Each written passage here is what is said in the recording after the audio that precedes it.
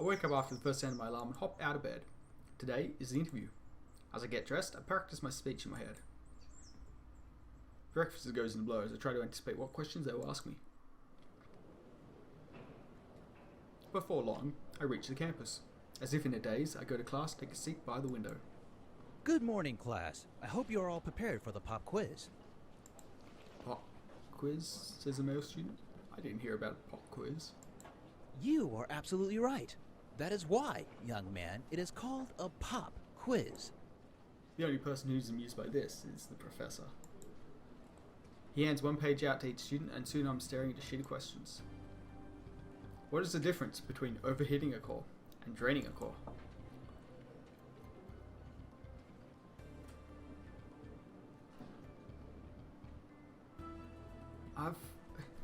Oh geez, I did this. Oh man, this is from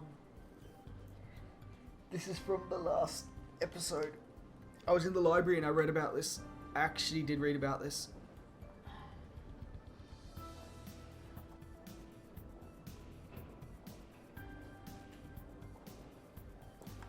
Whatever. That sounds about right. I spent some time completing the rest of the questions. With my quiz complete, I hand it to the front of the class. Thank you. I nod and return to my seat. The professor waits for the rest of the class to finish before beginning the lesson. I don't know if I was right. I cannot remember, but that sounded right. So, That is all for today. Have a good afternoon. as soon as class is dismissed, I rush out of the building. I'm not sure why I'm in such a hurry. I still have a few hours before I need to meet Yuna, so time to go and pass the time. We've met Kaori. Jeez. I think we've got to commit to one of the characters at this point. We've had the introduction to all of them, so I've got to keep sticking on Kaori. I can't hang around with Valerie, even though she was kind of crazy. She was totally nuts. We'll hit Kaori, and then if Valerie's still around later, we'll do her. I should check up on Eagle and see how bad the damage really is. Hopefully, it'll still be in fighting form, even without the repairs from a sponsor. When I arrive at the hangar, I see a familiar face. Kaori is circling her gear with a critical eye. I guess we had the same idea. Hey, Kaori. She nods at me. How's it look? Kaori looks solemn. It could be better.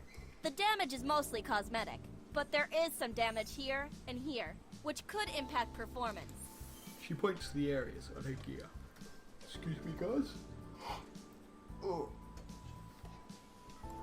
This will reduce overall acceleration and top speed. It hurts the aerodynamic nature of Aura. Aura. Yeah, Aura. The name of my gear. I suddenly remember a conversation I had with Sho regarding gears and their genders. Is Aura female? Well, the gear is an embodiment of a pilot, so yes. That's a dumb question to ask. There's gigantic metal boobs sculpted on the robot. I'm a little surprised that Aura has a gender. No, I'm not. I didn't take you to be a sentimental person. She looks calm, but her voice is getting defensive. What's that supposed to mean? I mean, I get that the gear is shaped like a female for the purpose of sponsorship and appeal to spectators. Okay, so it's not her fault. Yeah, good, can't fault her for it. But I trail off, unsure how to verbalize the question without offending. How do you ask somebody about the boobs on the giant robot? Luckily, Kaori seems to understand. This frame is smaller for better agility. And the... She looks at the chest area of Aura. Her face flushes. extra storage space contains emergency energy packs for the thrusters, in case the core temporarily overheats. Their, location just happened to be there for the best weight distribution of the gear. Aura sounds no nonsense and efficient. They really do embody their pilots. Yeah, that sounds convincing. She nods. We both continue reviewing her gear. The silence only grows more awkward. So how did you come up with that name? I would think, if I didn't know any better, I would think it was named after the anime Ninja Ranger. The one in pink was also called Aura. Carrie glances at Yeah, so? It is named after her.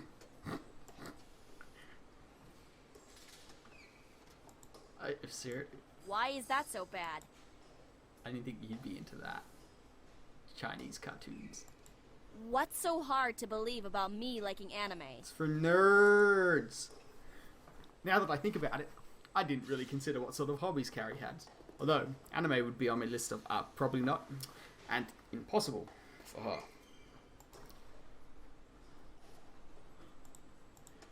her. Isn't Oro the Ranger of Honor? She blinks in surprise. How did you know that? I'm a nerd. Really? That's a surprise. I know. I know. It's crazy. You know about that thing with like people who are nerds, right? Yeah. She blushes in embarrassment. I guess we were both making unfair assumptions. Aww. She looks at the gear before facing me again. So, which is your favorite ranger? Her speech is halted, as if she's too embarrassed to even ask the question. Sense, the Ranger of Emotion. Sense was amazing. Of course, he was always so understanding of the others. I know. And he'd know just the right things to say or do to help anyone.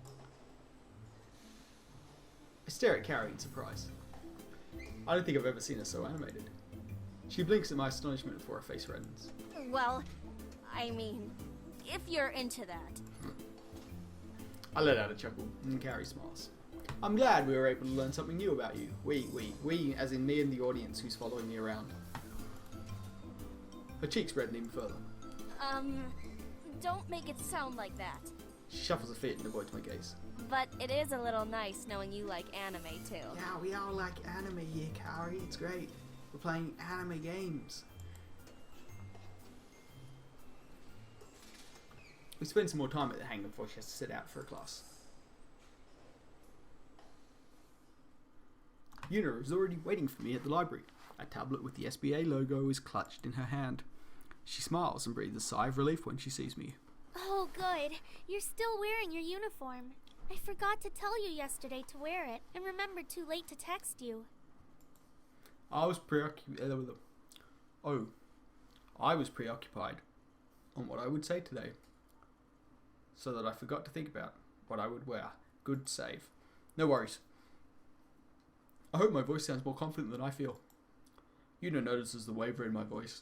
She places a hand on my shoulder. The heat of her hand soothes my nerves, and I relax a little. Okay, well, are you ready to go?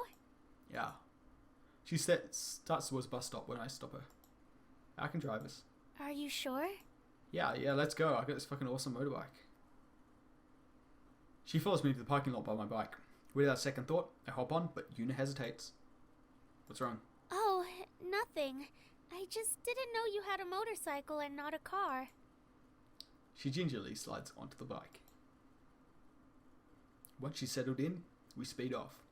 Yuna directs me where to go, and eventually tells me to park in front of an impressive building. It's narrow, but shoots straight to the sky, cutting through the clouds. I was hoping to see an outside shot, for establishing, but hey. As we walk in, a perky receptionist greets us from behind her desk. Welcome to WorkTap Corporation. How may I help you? Yuna steps forwards. I'm Yuna Misaki from Ace Academy's SBA. We have an appointment with Mr. Takeda. The receptionist smiles and gestures towards the empty chairs. Of course.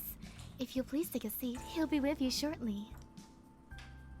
As soon as we take our seats, the receptionist types a rapid sequence into her computer, and then drags a document from a monitor onto a tablet and disappears into a hole in the back. I glance at Yuna. She's meticulously going over her notes. Are you nervous? She thinks for a minute. Not as much as I thought I'd be. Are you? My stomach's in knots. Yuna smiles encouragingly. Don't worry, you'll do great. Her confidence helps ease my nerves, and I smile back. I'm glad to have you here with me. A blush creeps into her cheeks, but she seems pleased. The receptionist comes back and gestures for us to follow her. Her ponytail bounces behind her as she walks briskly down the hall and directs us into a spacious office. A portly older man sits behind an old-fashioned mahogany desk. His jowls wiggle as the officer seats, which we both take. The walls are painted white, but one wall has a translucent sheen with Yuna's SBA submission packet projected onto it. His chair squeaks in protest as he leans forwards to greet us. Miss Misaki, it's a pleasure to see you again. Thank you for agreeing to meet with us, Mr. Takeda. I'd like to introduce my associate. I'm John Blackthorn. It's nice to meet you. He nods in acknowledgement while Yuna continues. He is here to represent his team at Ace Academy. And you are in need of a sponsor. Yes, sir. He waves a hand towards the wall and shuffles the data on there. As you can see, Miss Misaki did a detailed job of describing you and your team in your application. But I'd like to hear from you. Tell me about yourself. I grew up in the world of gears, and I knew from an early age that I wanted to be a pilot. While I was a student at CINY, I began my program in piloting and earned top marks in all my classes. I recently transferred and tested into the pilot program at Ace Academy, where I'm pursuing my degree in piloting. As a transfer student, that's not an easy program to test into. He sounds impressed. Tell me, out of all your other options, why did you choose Warp Tech Corporation? Oh, it was an easy decision. Warp Tech Corporation sets the standard for gear weaponry. I read about your latest announcement on the advancement in particle technology. Same output on beam weapons while reducing core usage by 15%. None of your competitors have made a breakthrough like that yet. There has also been some controversy over that release. Some are saying that the new technology will affect the longevity of a weapon, but there's no proof of that yet. I prefer to see evidence than believe rumors. He nods.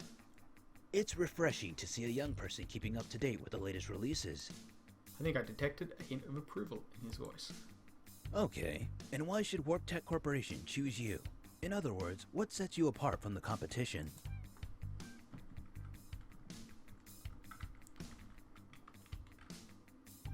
My team is half women. As a new team, we aren't so set in our ways that we stifle creativity. We're not afraid to try new strategies we think will benefit the team, and we're receptive to feedback. That said, we're also acutely aware of our abilities. We work well together because we are upfront with each other, not only about our strengths, but also about our weaknesses, and we use that knowledge to our advantage. I sneak a peek at Yuna, who looks pleased. Mr. Takeda seems to appreciate my answer as well. Well, I think I've heard enough for now. Miss Misaki, do you have a copy of your team's qualifier transcripts? Yes, of course. She lifts tablets and flicks a document on the projector wall. The interview seems to be going well. I glance at Yuna, who smiles encouragingly at me.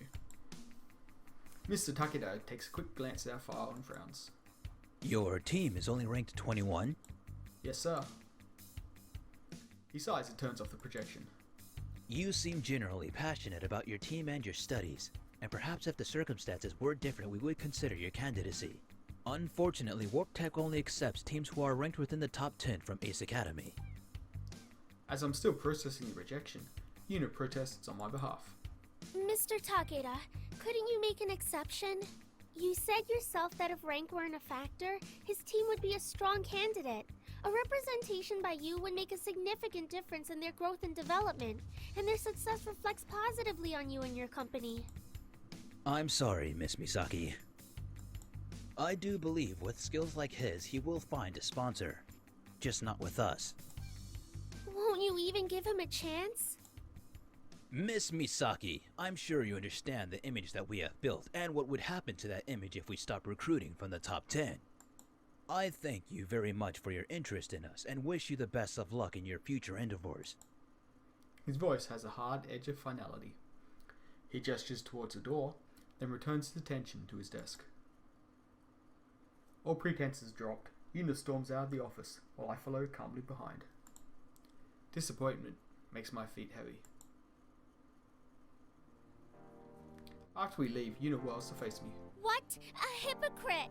How can his company promote taking risks when he won't take any himself? I'm sorry you had to go through that. Ah, shit, it was a long shot anyway. Even if we didn't get sponsorship, I still appreciate you helping me out. Don't give up just yet. I will get you a sponsor.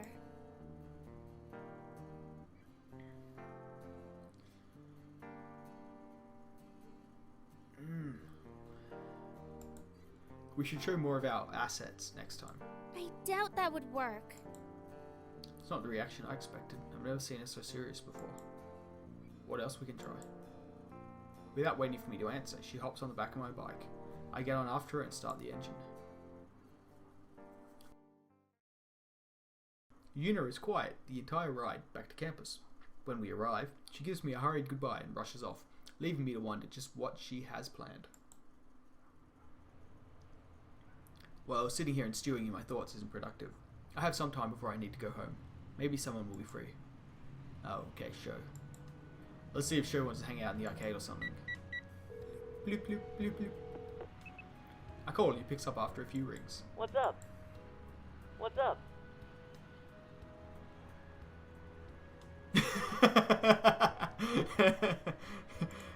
It's time Time?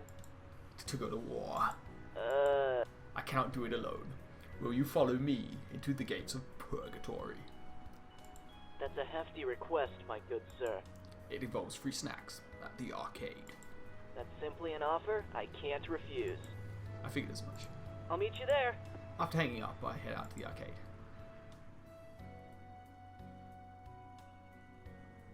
As I enter the building, I spot Sho waving at me. As soon as I join him, he leads me deeper into the arcade. Where are we going? To a game which will showcase our skills. But the gear sims are on the other way. Not those skills. Sho steps in front of a shooting game and pulls a gun out of the holster. Shall we see who the better marksman is? The game has inbuilt sensors, so we can duck to the side and take cover or peek out and the game will read that movement. It's a team-based game, but it sounds like Sho wants to turn it into a competition. Sure, well, let's raise the stakes. I like the sound of that. What were you thinking? Loser buys winner lunch for the whole week. I never took you for a gambling man. It's not gambling if I know I'm gonna win. Oh, well, let's see how confident you are after this. I bet in quick time events again. We throw a couple of tokens into the machine. Once the game loads, we jump straight into the action. Sho takes the lead. I leads us straight into an enemy encampment. You're falling behind, brosip. Ah! A large wave of enemies spawn on Sho's side. Ah, crap, I'm pinned. Give me some cover. My character dives for cover. Every man for himself. You can't abandon another brosif. There's a week of free lunch riding on this. No! Show screen flashes game over. Et tu, rote. I smirk. Once it seems coast is clear, I pick out from a hiding spot and get wrecked by an enemy sniper. Game over. Karma! I still get the free food. No, sir. Don't you see game over across your screen? Watching on our bet? Nope. The deal was the loser pays for the winner. We're both losers. Hey, technically, that's true. After our shooting match, we head for the gear sims. Aw, no way! There's a long line which snakes around some of the other gaming stations. Well, I guess I should have expected this. Why are there so many people? It's because of the new update to the simulators. Update? The arcade has new prototype weapons by Eludian Enterprises installed into the sim. What kind of weapons? Not sure, but I can't wait to find out. You're pretty excited about this. He scratches his head and wears a sheepish grin. Yeah, it's because I really do like gears. What got you into them in the first place? Oh. Sho looks like he's struggling to find the words. Nah, it's stupid. Come on. It's strange to see him look so serious. After a few seconds of hesitation, Sho finally speaks. I got beat up a lot as a kid. You don't say. I feel like a jerk. I didn't know, but I'm not surprised. He takes a deep breath. I was always the one being picked on in class or after school. That's why I hung out alone a lot. Then one year, my mom bought me this sweet gear action figure for my birthday. Man, I loved that thing. It was so awesome. But the kids from my class, they pulled it from my hands and laughed as the leader smashed it against the concrete. Fucking dicks. Man, kids are I shit. sat there, my eyes red from crying, and I thought, if only I had a real gear. And this is the part where you tell me your father was the mastermind behind it all. He did it to make you stronger. How did you know? Wait, really? I'm joking. Sho looks at me with amazement. Nothing gets past you, huh? What's the real story? There isn't one. There's just a feeling, you know? Being inside the cockpit, your hands on the control panels, and the only thing you see out of your visuals is down the barrel of your opponent's rifle. You like the thrill? Thank you for an adrenaline junkie. That's not exactly it. In a match, everyone is an equal. You could be the son of the president or missing a leg or whatever, and none of that matters. All that matters is if you have what it takes to win. Well, matches aren't really equal. If you're the son of the president, you have the best equipped gear in the nation, which always gives an advantage over the guy with average equipment. True, which is why matches held between standard gears are my favorite. Then it really is based on skill alone. Shows is unusually serious and speaks in earnest. Although he's still smiling, it's not his usual goofy grin. He might come off as someone who doesn't take anything seriously, but after what we just shared, I get the feeling that this facade hides a mind that is observant and alert. Interesting. I don't share that with a lot of people. I don't think they'd understand. Don't know what to say, but his signature grin returns. Anyway, good talk! Yeah, 500 credits for this session. What? Your next therapy session is scheduled 2 weeks from now. That's pretty pricey. How come I don't get the friends and family discount? I just look at Cho, he stares blankly at me. Suddenly his eyes grow wide in understanding. You mean we aren't friends? The line dwindles as we've been talking, and before we know it, it's our turn. Looks like we're next. Sho and I take our places inside the simulator pods, and we continue to battle each other until Sho has to leave.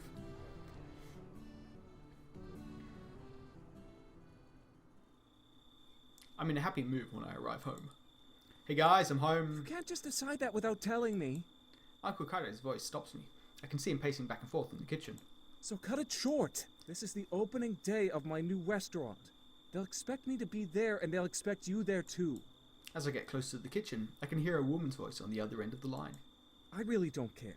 Part of our arrangement was that we'd consult each other before making a decision, and you didn't. So how you're supposed to be in 2 places at once really isn't my problem. A flurry of muffled words on the line has Kaido frowning deeper and deeper. Don't forget, we are still married. We promised to do whatever it took to make sure nothing interfered with our careers. Well, if you don't show up, then that will certainly interfere with my career. Married? Is he talking to Aunt Yuki? There's a pause. I think I hear her say, "I'll see what I can do," and hang up. Uncle Kaido slams the phone down on the table, then falls into a chair and holds his head in his hands. Hey, Uncle Kaido. Hi. He glances up and gives me a big smile. How was school today? This was okay.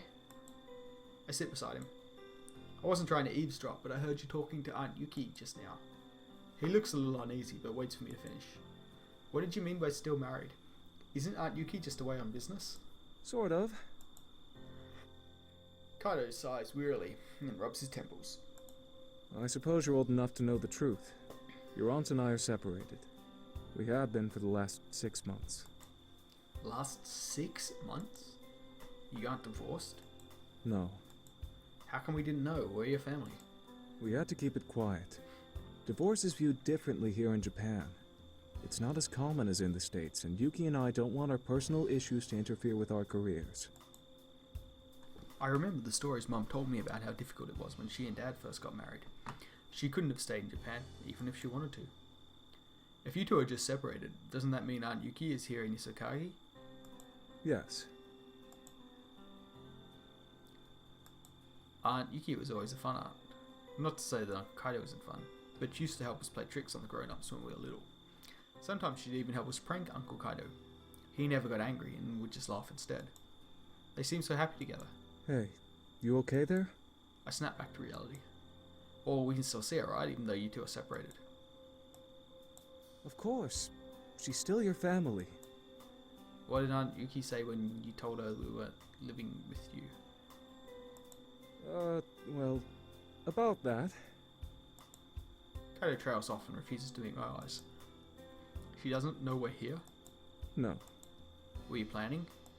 Of course. I just haven't gotten around to it yet. I nod. Uncle Kaido doesn't share anymore, but I can't stop myself from asking. Since we're talking about it now, what happened between you two? He sighs. Yuki was ready to have kids, and I wasn't. We discussed the possibility of having children when we first got married, and I kept pushing it back. I wanted to focus on my career, and for a while, so did she. But you know how women are. At some point, their biological clock starts ticking. She didn't want to wait anymore. You still weren't ready. No.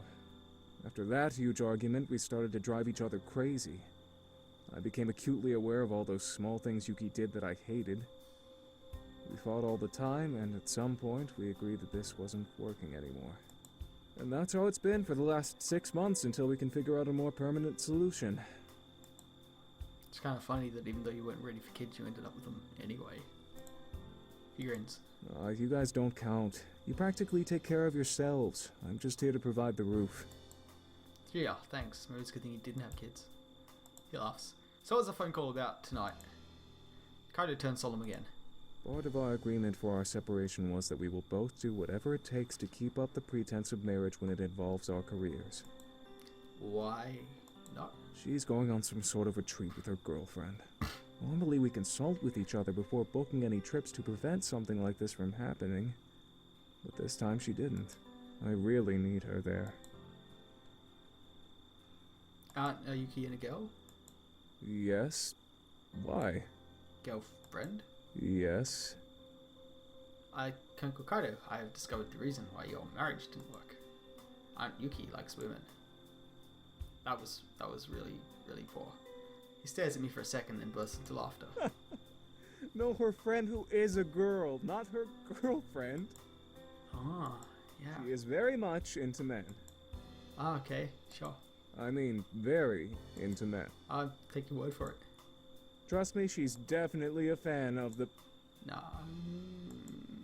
Uncle Kaido glances at the clock and stands. I didn't realize how late it's gotten. I have an early start tomorrow. Don't you guys always have an early start and you get up before I do? True, but I have an even earlier start than usual. Yuck.